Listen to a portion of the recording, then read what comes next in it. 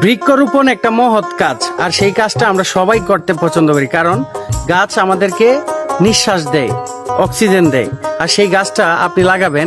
এখন আপনার বাড়ির আশেপাশে জায়গা কম, কিংবা আপনি একটা বিল্ডিং এ থাকেন, জায়গা কম, কি করবেন? কোনো সমস্যা নাই, এরকম একটা টব বানিয়ে নিন, যেটা হচ্ছে ক্যারেট দিয়ে বানাবেন, মানে ক্যারেটের আকৃতি দিয়ে বানাবেন, মানে সিমেন্ট, বালু, হাবিজাবি এগুলো দিয়ে। আর এত সুন্দর করে এই লোকটা বানাবে, কি বলবো ভাই, জাস্ট অসাধারণ। পুরো ভিডিওটা দেখেন।